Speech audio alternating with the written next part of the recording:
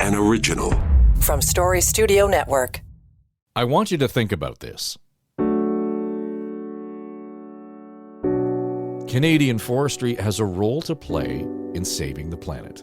Absolutely. The answer is yes. Welcome to this Story Studio Network podcast series. I'm Dave Trafford.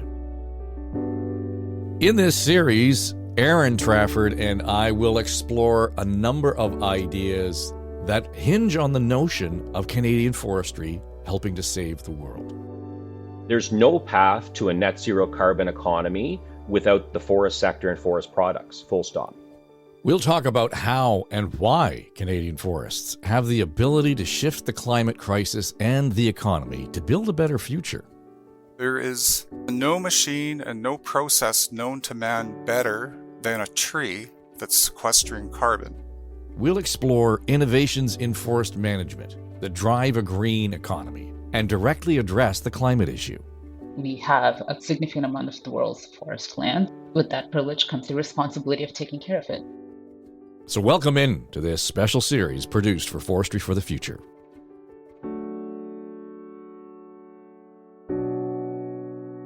Wow, where'd the time go? Almost the end of our 12-part series for Forestry for the Future. Yes, this would be the penultimate episode. But not if you're just joining us for the first time. Let's remember, This is a podcast, right? Mm-hmm. So if this is your first time joining us, you do have at least 10 other episodes to go back and download, which is just why we love podcasting. Yeah, and you know what? You don't have to listen to this series in order, but there is a narrative over the 12 parts. And we start with this rather ambitious notion. It's the title, Canadian Forestry Can Save the World. And then we've taken what I will call a figurative stroll through the forest to see how this ancient, magnificent gift of nature does far more than we might realize to help us not only cope with the climate crisis, but also to help heal the planet. Yeah, one of our kitchen table roundtable guests, I think episode 5, she was so giddy about this realization, she promised to run through the house hugging her wooden furniture. Yes, that was Candace Sampson. I'm going to walk around and hug all my wood furniture in the house, and I'll share that with my kids. She is a mom of adult children. She's also a podcaster who puts climate change and its threat at pretty much the top of her list of concerns facing her and the world. Yeah, and we've also spent a good deal of time talking about the leading role Canadian forestry and our wood products sector is playing globally. I mean, we're showing the world how to grow, how to maintain, manage sustainable, resilient forests. And also how we're integrating this beautiful traditional wisdom of the Indigenous nations in Canada and their relationship with the forests into 21st century forest management science and modeling. Yeah, it's kind of interesting to see how the new science has come around to realize that old wisdom is really the backbone of any success that we're going to have in this country. And it's led us deeper into the conversation about the emerging bioeconomy, how it's going to help us shift from fossil fuel-based economy to one that not only thrives, but it actually helps the climate recover. So in this episode, it is time to step out of the forest for a little bit and look at where we live. Chances are pretty good that you live either in or near to a major urban center. Demographics and populations have been shifting from the rural settings to the cities for some time now, and it seems like that trend is not going to change anytime soon. Yeah, the planners in Toronto, for example, projecting 100,000 new residents will move to the city every year for the foreseeable future. And in fact, it's like that number is going to increase over time. And that's the population of a mid-sized city moving into Toronto every year. An analysis of those numbers done at the Toronto Metropolitan University shows Toronto is the top destination for net international immigration in both Canada and the United States. Oh, yeah. That's crazy. And going away. Toronto is that prime destination. So the growth is great, but it can create its own set of challenges when it comes to the services, the infrastructure, all needed to support all these new Torontonians, in fact, new Canadians when you're talking about Toronto. So with all that in mind, let's push the limits of our discussion and ask the question, what role does the forestry sector play in creating and promoting a better future for Canadians who are the majority living in cities, towns, and suburbs, as well as those who live in, of course, the remote and more rural communities across the country?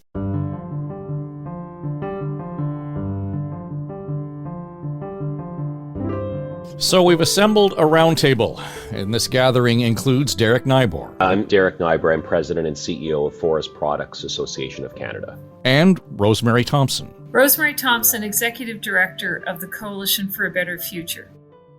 The Coalition for a Better Future has produced a scorecard tracking Canada's progress on key economic, social, and environmental indicators over the next decade. So before we get into the specifics, maybe Rosemary, you can give us a bit of a thumbnail sketch on the coalition. The Coalition for a Better Future was started during the pandemic, in the depths of the pandemic, because we really felt that we didn't have a long-term strategy for economic growth that is inclusive and sustainable for Canada. And so it was started with Anne McClellan and Lisa Raitt, a conservative and a liberal, also as an example to say that, you know, we got to take the politics out of this. We've got to take some of the stridency out of these conversations, because we know what Canada's, economic strengths are. And we know that we have to work with all sectors of the economy to move forward. We know there will be a transition, but, you know, forestry is a great example. Forestry has been with us since time immemorial. I love the concept of forever forests. I mean, forestry has been in the conservation business since time immemorial, because ultimately you have to keep planting to keep your resource going. Like agriculture, very similar in terms of their mindset. So we started this coalition, and it's 142 organizations in civil society and the private sector. Again, because we feel that both sides of the economy need to work together, and we have 21 metrics, which we're reporting on in March, which, if we followed, would create one of the most inclusive, sustainable economies in the world.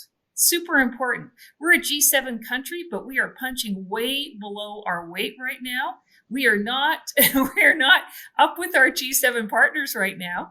And so we have to really focus on what the long-term economic strategy is going to be, and forestry is going to be part of it. So let's dig in there a little bit, Rosemary, because that's a huge project. 142 different organizations, 21 metrics of success. Right. How are we going to articulate how the forest sector fits into this inclusivity, sustainability, and then, as you pointed out, like the economic sustainability as well? How does forestry fit in so far that you can see?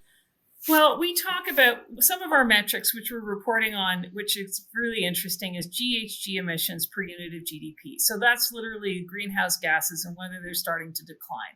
We all know that we have targets to hit for 2030 and net zero by 2050. Well, I have some good news for you. We are starting to see a decline. Now, this is only the first year of our reporting, but yes, we did see a decline. So forestry is part of that. I mean, forestry is all involved in carbon capture. So we know that every sector of the economy has to start to pay attention to this. The other big metric in our scorecard that deals with this is clean tech contribution to GDP. So again, super important to see investment, right? We're seeing investment. It's small, but there is progress. We're not going backwards right now. So what I would say is these are positives. There are lots of negatives in the scorecard. GDP per capita is down. We are down since 2019, and we have been stagnant for 15 years, which means we are not punching at the same level as a lot of the G7 countries in terms of our individual output, sort of what we produce individually. Now, interestingly, forestry is these are fantastic jobs in rural and remote communities. These people do create valuable resources that are then sold and exported. So these are the types of jobs that we need to definitely invest in the future. So Derek, as you're listening to Rosemary say that, what is the feeling you have? Is this a frustrated feeling that we're not making enough progress? Like where do you stand now that you've heard that? No, I'm a bit more optimistic, to be honest. Like, there's no doubt there's challenges. I think I think one of the things we'd like to see in partnership with the federal government, and one of the reasons we're part of this coalition is to put a finer point on the importance of this, is work with our sector deeply and deliberately to drive those further GHG reductions and create and grow jobs and economic opportunity in a lot of these communities that don't have a lot of other options. You go to communities like Kapuskasing, Ontario, or Whitecourt, Alberta, or Saguenay-Lac-Saint-Jean, Quebec. These are communities that are heavily reliant on a robust sector. And I think, what we've seen in other leading countries, and Sweden and Finland, I spent a lot of time looking at Sweden and Finland, very, very progressive economies, citizens who are very committed to climate action and want to provide for their people. But what we've seen in Finland and Sweden has been in not only in forestry, but in the energy sector and other major sectors, a deep commitment in partnership with government and with labor to really develop sector plans that are going to drive reductions of carbon and GHG emissions, but also create growth. And I think here in Canada, we've got a lot of the right tools, but they're kind of scattered all over the place. And we need to connect the dots better, because our opportunity to fight climate change and reduce emissions is not just in forestry. You go to Sault Ste. Marie, Ontario, and the steel mill there wants to use wood waste to decarbonize its production.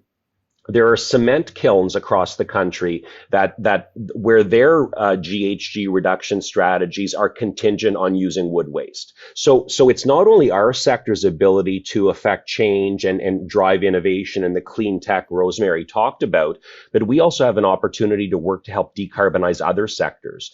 But the only way we're going to be able to do that is with a clear and consistent game plan that's sector specific. And I think the coalition scorecard is really going to bring profile to this. There are three things that I kind of want to pull together here, because based on previous conversations we had, and Derek, you mentioned sort of the Nordic countries in Europe and how they are approaching this. There's a different forest ownership management model there. They have smaller forest area, obviously, than we do here in Canada. But, on a percentage basis, they harvest more forest than we do here in Canada. So and that has come up from time to time in terms of, we should be doing more of that. But I think one of the things that it leads itself to, I talked to Peter Holmgren a while back in Sweden, and he was on the last episode. And, I think of myself as a guy who pays attention. And I realize that they have what they call district heating. And they're using those biofuels that you talk about to do exactly that. And he said, we do not use any kind of coal or any other, power source to heat the water and to heat our buildings. And I thought, wow, that sounds so innovative and exciting. I said, when did you finally make that decision? He said, well, it started in the 1970s. So the whole idea of making these changes has been slow. There's an urgency about everything you and Rosemary are talking about. How do we put these things on a path that is, we're not going to be tripping over our feet, but we're going to accelerate to a point where we meet that urgency? Yeah, and listen, on the district heating piece, huge parts of downtown Stockholm are heated and powered in that way. But we've got a few Canadian examples. There's a part of downtown Prince George, BC that has a district heating system. We've got a really cool just across the Ottawa River here, the Zibi development, which is using heat and some of the waste and heat power from the Kruger mill over in Gatineau. Lisa Raitt will be happy to hear this, but there's also a pilot in Cape Breton looking at how to better leverage, because we lost the pulp mill closed in Pictou County, so that creates a massive gap in terms of the wood chips piling up at our lumber facilities, and how can we derive value from that? And district heating provides an opportunity. You're not only using that would otherwise be just wood waste piling up, but you're also displacing a potentially higher, more intensive fossil fuel to heat those communities. So I think we've got opportunity to do more, but those regional examples in places like Prince George, at Zibi and Gatineau and in Cape Breton, I think are going to be really important.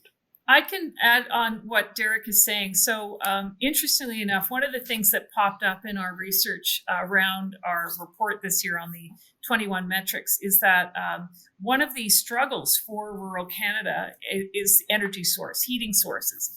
And of course, diesel is a preferred heating source right now in rural and remote Canada. So it's to Derek's point, it's to shift to renewables or to as clean as we can go, and that is going to make a big difference. We actually were in New Brunswick in January, which we know is a large is a province that relies on forestry, and they have done a big switch off of coal, and so what they're seeing is their GHG numbers per capita have come down, fantastic, but their growth continues to go up. See, that's the tipping point, right? That as you shift off of coal or dirty types of energy sources, how can you keep the economy growing? That's something that we want to consider, because we know that if the economy isn't growing, we're not going to have the hospitals that we want. We're not going to have the education programs that we want. We just won't have the public services that we've depended on. Now, back to the Nordics. We have one of our metrics is the Prosperity Index, and it's an international ranking of countries in terms of, quality of life, economic growth, personal freedom, governance, etc. Guess who leads the pack? The Nordics. And Anne McClellan is very funny. She calls them the pesky Nordics because they continue to lead.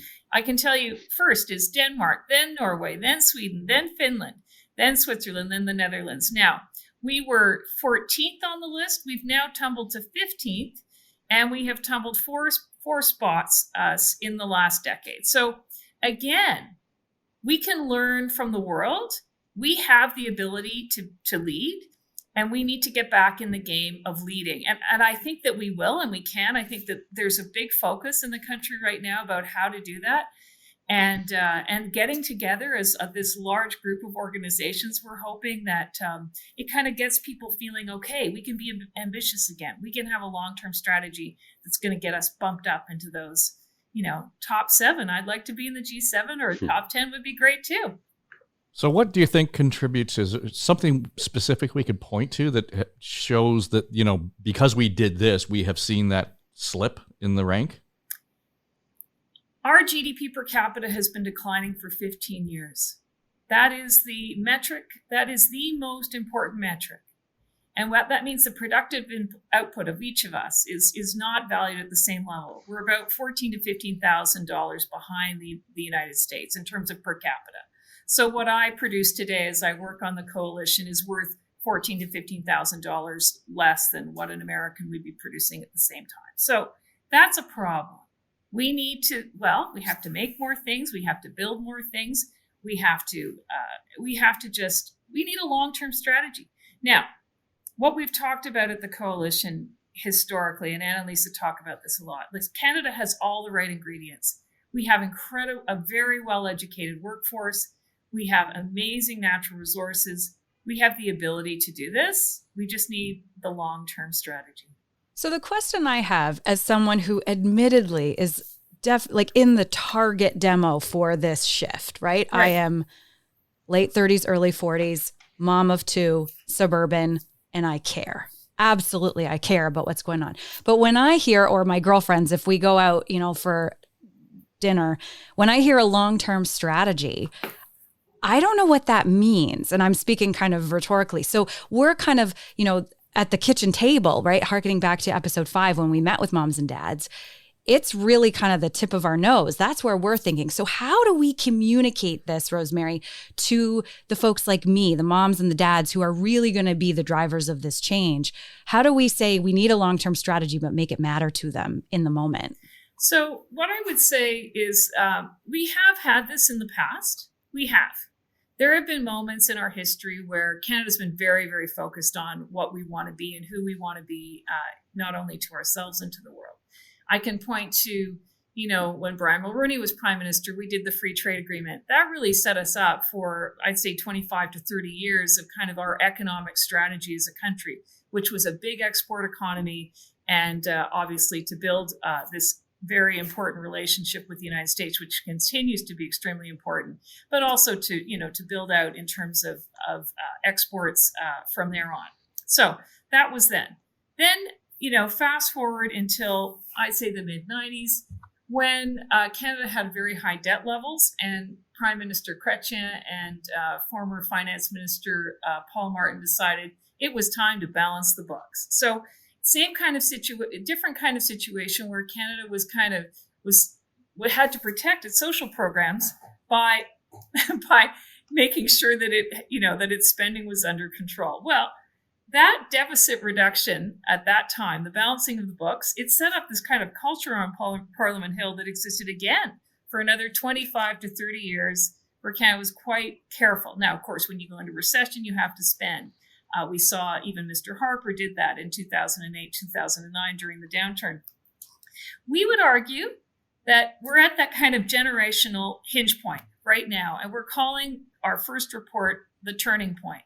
That Canada's at a turning point where we have to decide who we are, who we want to be in terms of not only our economy, but inclusion and sustainability. We have all the right ingredients, but to Derek's point, we need a big plan. Like we need to articulate who we want to be. And we can see bright spots in the economy, like in our data, in our research. Clean tech is a bright spot. Biotech, health sciences is a bright spot. Agriculture and ag tech, again, bright spots. So, but are we hearing that we're driving this way? We hear a lot about EVs, which is awesome. That's definitely part of the solution, but we want to see something a little more comprehensive.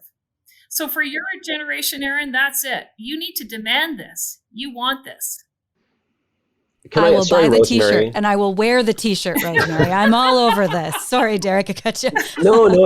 I didn't mean to cut Rosemary off there, but I wanted to add a couple things maybe from an industry or forest sector and worker perspective, and I also think the term strategy can make people want to either run for the hills if you're working in government, right, or just tune out if you're a member of the general public. And I view it as I view it as an action plan. Of which we have a lot of the pieces ready to go. And not to bore you with the policy dynamics and how the sausage is made here in Ottawa in terms of policy, but quite simply, there are a number of different policy tools and regulations. There's the clean electricity regulation. There's the clean fuel regulation. But even with those two regulations under development at Environment and Climate Change Canada, they both are looking at wood waste or low-grade wood in different ways. One regulation seems open to including it as being accepted as part of the clean electricity regulation. The clean fuel regulation, some of the officials are asking, well, so how do we know if it would qualify? So even within one department of government, we talk about a strategy or an action plan on two very simple independent regulations. We can't even get our act together, to be honest. So I think that the strategy piece doesn't need to be as daunting as a strategy might sound, but it is more about taking a step back and sitting down with our labor partners, Indigenous partners, industry partners, municipal partners to really carve this out a bit more clearly. Because I think there's a lot of well-intended policy work happening, but the dots aren't being connected. And again, I think this scorecard, I think, is really going to profile that. I really hope it does anyway. So how do we break, and I use this phrase purposefully, break that logjam in terms of this? Again, this whole series has been about, sort of shifting or sharpening the focus on a proper perception of what the forest sector is able to do, the capabilities, the opportunities, the how we can leverage it economically. Once we've articulated that in so many ways, it seems like a no-brainer, Derek. I mean, how do we break that, particularly within the confines of government, to say, you're holding this up here? It's a great question, and it's one that I've struggled with. And again, I single out Environment and Climate Change Canada not to embarrass them or not to call them out, but there's a lot of very dedicated public servants working there with an absolutely overwhelmed agenda in this space. The demands on that department in the federal government have never been so great. during a global pandemic when many people still are working from homes. I think we just have some natural challenges here. We are also just seeing people, I see it on a day-to-day basis in government, especially as we see the changing of the workforce and a lot of, the boomers retiring and a lot of the people that we worked with, I would say, that really deeply knew our industry are not there anymore. We're dealing with a whole new cohort of public servants who don't come from communities like Pembroke, Ontario, where our home junior hockey team is called the Lumber Kings, right? Like I grew up in that kind of an environment, but we're working increasingly with officials here in Ottawa who don't really understand our business. And as you've seen during this series, the complexity and the many parts of this value chain are quite significant when it comes to climate action. It's, I tease my friends in other heavy industries, you just need to worry about your production facilities and product innovation. We're worrying about the forest, the fires, the pests, trying to get more off of trucks onto rail to decarbonize the supply chain, to green and lower emissions at our mill facilities, and to build more with wood and displace products in the community. So we've got this massive value chain. And I think that's why, even more so for our sector, that sector specific action plan is required because of the many levers and the many, many opportunities that we have. I think we're really unique. And I also think that that's why it's really important in a country that has 9,000 trees for every Canadian. Let's think about that for a second, that we're doing our best with this resource and this know-how that we have in Canada. If we're talking about that, and I love that, we can kind of focus on all those benefits, but I think, Rosemary, to the point around your checkpoints, your scorecard, I think generally speaking, what we need to understand publicly, and that we understand there's urgency, we understand that there's a possibility for opportunity, but is there low-hanging fruit here that will allow the folks that, these new people to the industry in policy and in government to be able to say, okay, this is something we can do right now? Of course. Yeah. Good point. I mean, I think anyone, it's so interesting. I'm just going to move to mining for a second. So the mining industry is a member of the Coalition for a Better Future. And of course, we're hearing a lot about critical minerals, which is wonderful. And of course, we want critical minerals so we can build the batteries for the cars that we're going to need. However, to build a mine in this country takes 15 to 20 years because of the regulatory process. To Derek's point, it's very important. And governments, politicians are saying we need to get these things done in a much more efficient manner. But they need to take that kind of approach, I think, across government. Of course, we need regulation. Of course, we need environmental standards. We also know that this country has some of the highest environmental standards in the world. So it's not like we're coming at this from behind. This is one of our strengths. But it's important to have those standards, but also to be able to approve in a timely fashion so that investors can come to this country and they can say, okay, this is a good bet. We're going to invest in Canada and we're going to make things happen, which of course leads to economic growth, higher GDP per capita. This is a race. If we think the rest of the world is going to wait for us, we have another thing coming. The United States and Biden have brought in the IRA, right? Extraordinary amount of money being spent on clean tech transition. If Canada doesn't wake up, we are going to be left behind. And that's why we put the coalition together.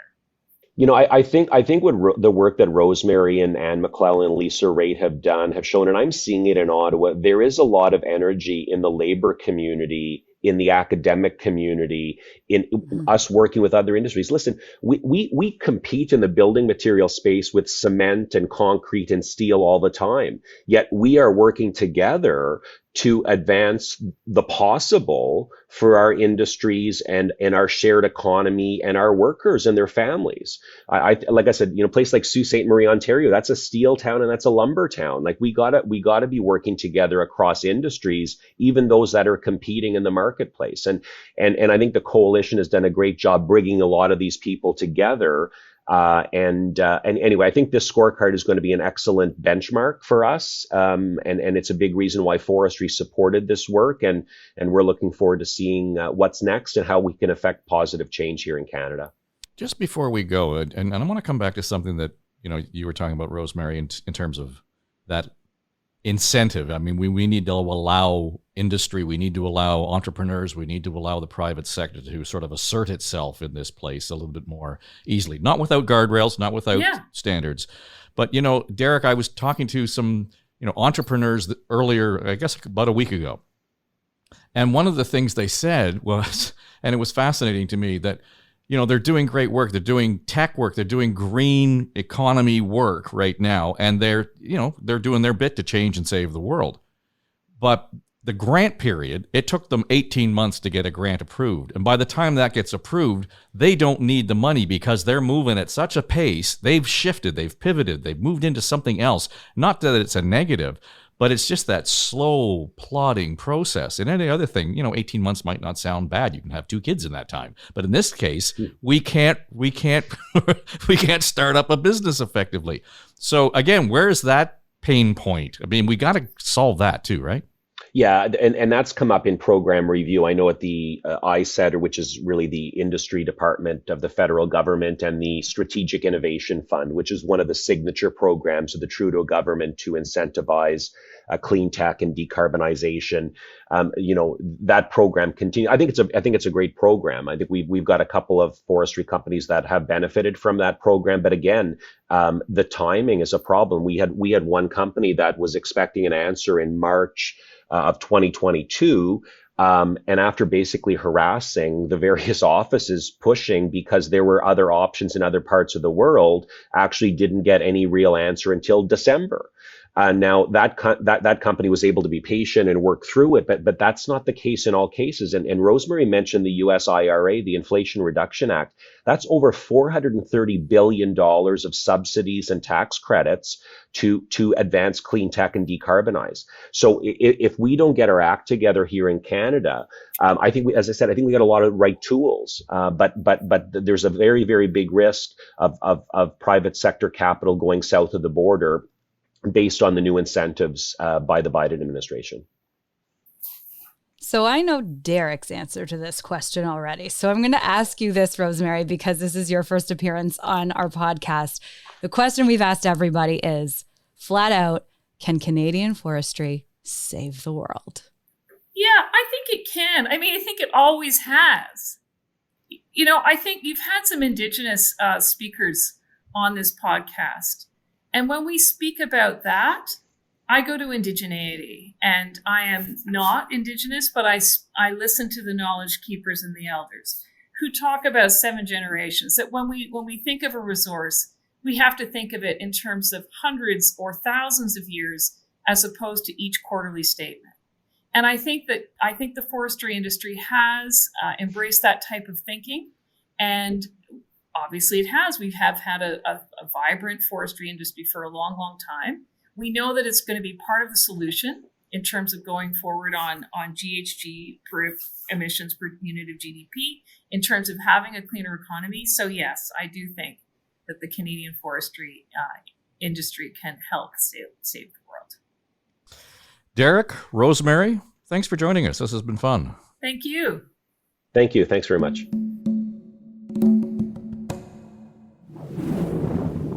Not to finish on a down note. Do we have a sad trombone?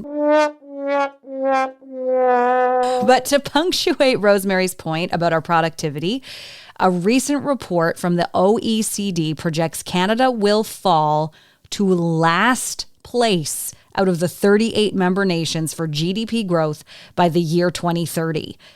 Tough to build, never mind maintain a better future with that kind of trend. Okay, so I guess the good news here might be we know where the challenges lie. I mean, we've identified them. Rosemary was very articulate in doing so. And we know that there are opportunities to reverse that trend, and that does include transitioning from an economy driven by fossil fuel to this cleaner, greener, climate-friendly economy. By the way, if you do want to read more about the Coalition for a Better Future's most recent scorecard, you can just head to their website, canadacoalition.ca. All right, well, that will do it for this episode of Canadian Forestry Can Save the World. And be sure to leave us a comment, a rating if you're listening on Apple. That actually makes it easier for others to find the show. And by all means, Share the series. We've suggested this would make good fodder for your kids' classroom discussions.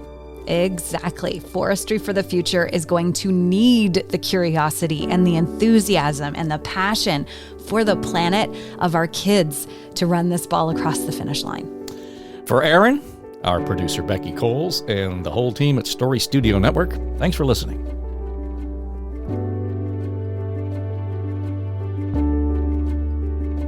This podcast series is produced for Forestry for the Future.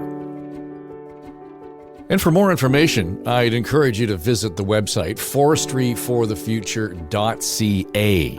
And you may want to get involved in supporting a sector that's committed to growing a greener economy and driving our country towards a net zero carbon future for you and your kids. I'm Dave Trafford, and Canadian Forestry Can Save the World is produced by Story Studio Network.